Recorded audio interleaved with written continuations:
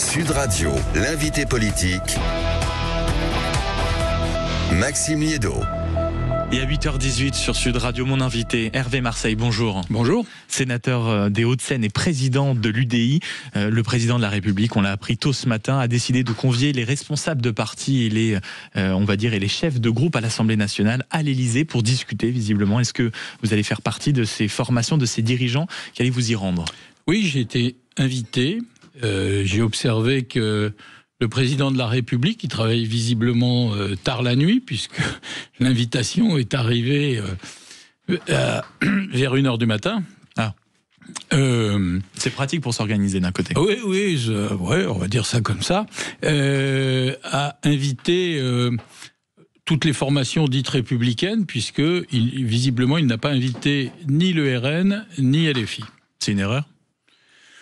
Écoutez, c'est son choix, j'en prends acte. Je trouve que c'est un peu gênant, parce qu'un parti comme le RN, qui est le premier parti de France, en voix comme on siège à l'Assemblée nationale, va prendre argument du fait que ses électeurs ne sont pas pris en considération. Alors je comprends bien l'intention, qui est de voir si il y a une solution avec tous les partis de l'arc républicain, mais je pense que Madame Le Pen va en tirer parti pour dire, voyez, une fois de plus, vous n'êtes pas entendu ni considéré. Est-ce que ce rendez-vous à 14h30 à l'Élysée, organisé par Emmanuel Macron avec les chefs de groupe à l'Assemblée nationale, dits républicains en effet, plus les patrons du parti, est-ce que c'est le rendez-vous de la dernière chance pour Emmanuel Macron? On voit bien qu'on est dans une impasse. Le Parlement n'arrive pas à trouver de solution, il n'y a pas de majorité, et on voit des compromis qui n'arrivent pas à se dessiner. De l'autre côté, s'il y avait une dissolution, ça serait pour clarifier, mais loin de clarifier, on voit bien dans les études d'opinion que là encore, on aurait une solution qui serait pire, c'est-à-dire qu'il n'y aurait pas de majorité qui est susceptible de se dessiner, et on aurait un groupe extrêmement important de députés du Rassemblement national. Donc, visiblement, ça n'est pas la bonne solution non plus. Et quant à ceux qui demandent la démission du président de la République, je leur souhaite bonne chance. Le président est élu jusqu'en 2027. Il n'a aucune raison de quitter ses fonctions.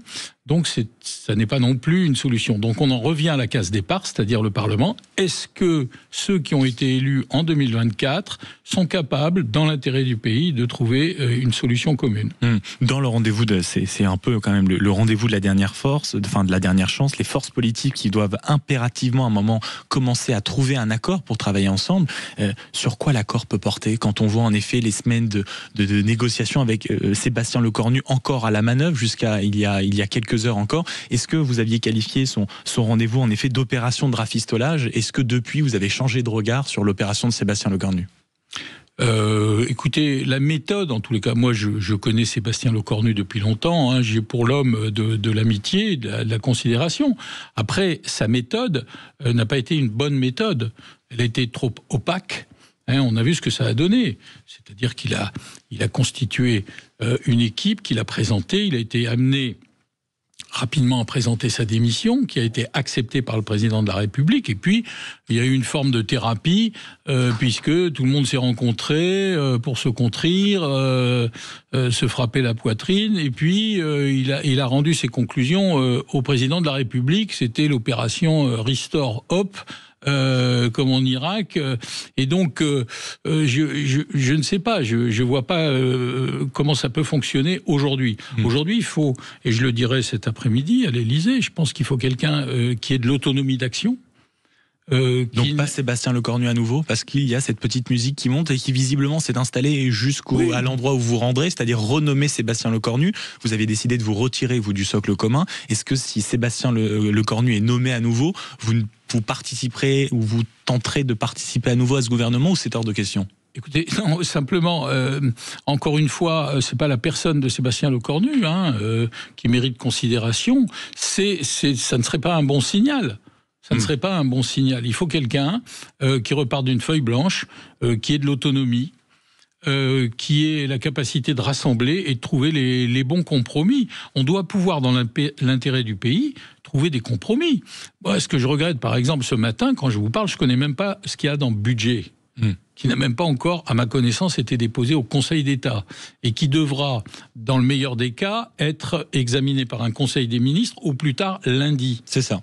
Bon, pour respecter les fameuses 70 jours de discussion. Voilà, prévu par la Constitution. Donc si c'est pas fait lundi, ça veut dire qu'on rentre en loi spéciale. Comme on dit trivialement, si c'est ça, ça va coûter bonbon au budget de l'État, avec les retards, manque de visibilité pour les entreprises, etc., etc. Donc on est dans l'urgence. Donc il y a quand même. On a compris, pas de participation, pas de soutien, on va dire, fort de l'UDI si jamais Sébastien Lecornu est renommé. Ça, on est d'accord sur ce... En tous les cas, moi, j'aime pas les lignes rouges. Et non, donc, sans avoir une ligne rouge, mais oui, vous êtes sorti. On peut dire... C'est pas un bon signal. C'est pas un bon signal. Deuxième option, vous avez vu parmi les noms qui, en tout cas, qui sont ici et là dispersés pour assurer potentiellement l'intendance à Matignon pendant une certaine période, le nom de Jean-Louis Borloo qui ferait office en effet de bon négociateur. Est-ce que ça, ce serait un meilleur signal pour reprendre vos mots, Hervé Marseille? Écoutez, là, vous touchez ma corde sensible parce que Jean-Louis Borloo est un ami, mais au-delà de ça, c'est quelqu'un qui fait partie des solutions. Je veux dire, chacun connaît beaucoup, en tous les cas, en France connaissent Jean-Louis Borloo. Il a joué un rôle important dans la vie politique de ce pays. C'est un homme qui a des idées, c'est un homme actif, dynamique, qui continue à avoir des contacts dans toutes les sphères politiques et syndicales de ce pays et associatives. Et donc, je pense qu'il fait partie des solutions. Après, il appartient au chef de l'État de prendre ses responsabilités, comme il l'a dit, et de faire un choix. Et parmi le choix, il y a l'idée quand même à un moment de nommer, après un Premier ministre bien sûr, un gouvernement dit technique. Est-ce que cette idée de gouvernement technique a vos faveurs, vous intéresse, ou c'est totalement un problème en France? Écoutez, le moment n'a jamais été aussi politique. C'est quand même un peu paradoxal de vouloir nommer ce qu'on appelle des techniciens. Moi, je ne sais pas ce que c'est, un technicien. Je veux dire, tous les choix budgétaires... On parle de quelqu'un de la société civile avec, on va dire, plutôt des personnes qui, à un moment, ont mis des mains dans le cambouis à des postes stratégiques. Et vous savez qu'on parle en permanence de ce fameux modèle italien, Mario Draghi. Et ça a amené Madame Meloni. Voilà. Donc, tous les budgets, ils sont politiques. Quand vous faites un choix, il est forcément politique, il n'est pas technique. Sinon, on se fait techniquement censurer. Je veux dire, si vous dites, techniquement, il faut faire ça pour les retraites, ou techniquement, ça n'existe pas. Donc, puis les gens de la société civile, beaucoup ont été contactés, déjà, par... Sébastien Lecornu, il l'a dit lui-même, et beaucoup ont refusé. Parce que s'engager en politique aujourd'hui... c'est pas quelque chose qui intéresse beaucoup les gens. C'est ça que vous diriez aujourd'hui, Hervé Marseille, c'est qu'en réalité un gouvernement technique n'aurait pas beaucoup de chances d'exister en France parce qu'en réalité personne ne veut y aller? Écoutez, pourquoi pas? Moi, je veux pas là encore dire non d'emblée. Ça dépend qui c'est, pourquoi faire. Bon, mais je crois qu'il y a suffisamment d'hommes et de femmes engagés dans ce pays pour qu'on puisse trouver des solutions. Après, si c'est quoi? C'est un grand fonctionnaire. Par exemple, Monsieur Castex, qui avait à un moment donné été Premier ministre dans notre pays et qui était un bon Premier ministre. Il venait effectivement de la haute fonction publique. Il avait été secrétaire général adjoint de l'Élysée. Aujourd'hui, il est patron de la RATP et il va devenir patron de la SNCF. Dès qu'il y aura un gouvernement pour pouvoir signer. Et donc, on voit bien qu'il y a des hommes et des femmes qui peuvent occuper des postes importants. Bon, mais ça sera le choix du président de la République. Et justement, parce que vous allez le voir à 14h30, vous avez eu un mot magique, mon cher Hervé Marseille, qui est celui de solution. Quelle solution vous allez proposer à 14h30 avec les autres partis au président de la République? Alors les autres, je ne sais pas. J'attendrai de savoir ce qu'ils vont dire.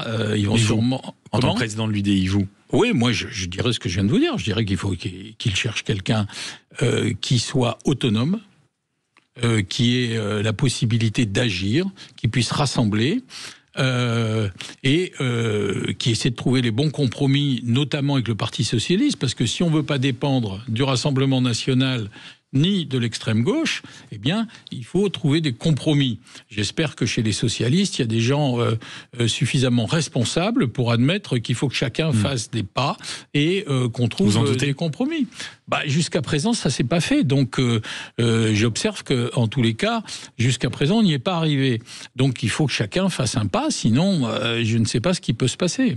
Parmi les pas peut-être à faire, il y a cette question de la réforme des retraites. C'est le sujet qu'on a mis sur la table, notamment Elisabeth Borne en début de semaine dans le Parisien qui a dit que c'était pas un totem. Vous, Hervé Marseille, en tant que sénateur, président de l'UDI, qu'est-ce qu'il faut faire avec cette question de la retraite? Est-ce qu'il faut y toucher, l'abroger, la suspendre? Est-ce que c'est une bonne idée? Est-ce que ça fait partie des mains tendues vers le Parti socialiste que doit réaliser le président de la République? On peut parler de la retraite, c'est pas interdit. Je pense pas qu'il faille abroger ni même suspendre cette réforme, parce qu'elle n'a pas été faite pour le plaisir.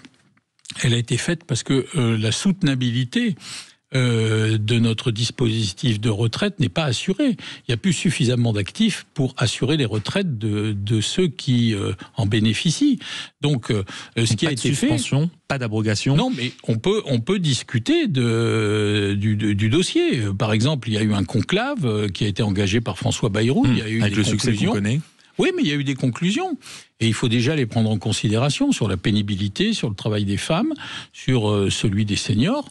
On peut regarder, il n'est pas interdit d'en parler, là encore. Je pense qu'il ne faut pas avoir de ligne rouge d'emblée. Moi, je ne suis pas favorable à ce qu'on suspende cette réforme pour des raisons budgétaires. Si on arrête, on décale, vous appelez ça comme vous voulez, la réforme qui est telle qu'elle a été votée, dans des conditions difficiles, il faut s'en souvenir, eh bien, ça veut dire que ça va coûter au bas mot entre 5 et 800 millions la première année. D'ici 3 milliards jusqu'à 2027, voilà, en tout cas, c'est certain. Et 15 milliards, ou entre 13 et 15 milliards jusqu'en 2035. Donc, aujourd'hui, on a 3400 milliards de dettes. Est-ce qu'il est raisonnable d'en rajouter ? Alors qu'il faudrait faire des économies. C'est le premier point. Il faudrait faire des économies. On nous observe à l'étranger. Il y a des gens qui nous prêtent. D'ailleurs, on fait plus que ça, emprunter. Donc, on emprunte très cher. Et là, je vois 70 milliards les intérêts de la dette. Voilà. Bientôt, on va toucher 100 milliards bientôt, si ça continue, d'intérêts de la dette. On n'a plus de marge de manœuvre, on ne peut plus rien faire, on est étouffé par ça. Donc la deuxième chose, c'est de l'équité fiscale. Je crois que les Français qui savent qu'il va falloir faire des efforts ont le sentiment que ça pèse toujours sur les mêmes. Donc il faut trouver la façon d'avoir de l'équité fiscale, c'est-à-dire de demander plus à ceux qui ont le plus. Donc ça, je crois qu'il y a... jusqu'à la taxe Zuckman quand même. Non, parce que la taxe Zuckman, on touche à l'outil de production. Donc, mais on peut. Il y a déjà une taxe différentielle, il y a déjà une taxe sur les grandes entreprises qui font des super profits. Bon, on peut regarder tout ça, bien sûr, et je pense que c'est une bonne chose parce qu'il faut donner un signal. Et puis, il faut s'occuper du pouvoir d'achat. Mais c'est pas simple, ça coûte cher parce que, par exemple, la CSG, si on la supprime en partie, c'est des millions d'euros en moins dans les caisses. Oui, ce sont des milliards. Donc, il faut voir par quoi on compense. Il faut aider nos entreprises. Tous ces débats-là, on peut les avoir et trouver des compromis parce que c'est l'intérêt du pays. Dernière question à Hervé Marseille. Comment regardez-vous, alors que vous qualifiez la situation de crise de régime mardi dernier, comment regardez-vous les différentes déclarations des anciens premiers ministres du président de la République? Je pense à Édouard Philippe qui appelle à une démission après un vote du budget pour être à la hauteur de la fonction. Gabriel Attal qui ne comprend plus le chef de l'État et qui l'appelle à ne pas donner le sentiment de s'acharner à vouloir garder la main sur tout. Vous, en cette fin de semaine, alors qu'on attend le 8e Premier ministre, comment voyez-vous les choses? Écoutez, d'abord, je ne suis pas candidat au présidentiel, donc pas encore. Je laisse à ceux... Non, je ne m'élève pas au-dessus de ma condition. Ceux qui ont dit ces choses-là, évidemment, l'ont dit avec les intentions qui sont les leurs. Donc je pense que demander la démission du président, ça serait porter un coup définitif à nos institutions. C'est la seule chose qui tient debout, la présidence de la République dans nos institutions. Si on commence à toucher au président de la République, ça veut dire que chaque fois qu'il y aura un président, il y aura une espèce de système révocatoire. On dira, regardez, il y a des sondages, il faudrait que le président il s'en aille. Donc je pense qu'il faut préserver l'institution présidentielle, quoi qu'on pense. Et je crois que c'est pas le moment, en plus, d'avoir cette crise. D'autant qu'une démission dans la Constitution, ça supposerait la réélection d'un président en 35 jours. Est-ce qu'on a le temps de faire un débat et les grandes réformes à préparer en 35 jours? Donc ça n'est pas supportable. Visiblement pas. Hervé Marseille, sénateur des Hauts-de-Seine et président de l'UDI. Merci beaucoup d'être passé sur Sud Radio ce matin et bon courage donc pour le fameux rendez-vous en effet de 14h30 où vous vous rendrez. Merci beaucoup d'avoir été avec nous ce matin sur Sud Radio. Dans un instant, 0826 300 300. Ça fait partie des solutions qui sont en tout cas sur la table et de plus en plus au sommet de l'État. J'attends vos commentaires. Est-ce qu'on doit renommer Sébastien Lecornu? Dites-nous ce que vous en pensez, auditeurs de Sud Radio, sur les réseaux sociaux, l'application l'information et le site, parce que visiblement c'est quand même vers ça qu'on se dirige. Est-ce la bonne solution? Est-ce que c'est une manière aussi peut-être de le récompenser, d'avoir discuté, échangé, essayé d'avoir trouvé une solution, tant bien que mal? Sébastien Lecornu, le deuxième miracle, 0826 300 300, on en parle dans un instant. À tout de suite.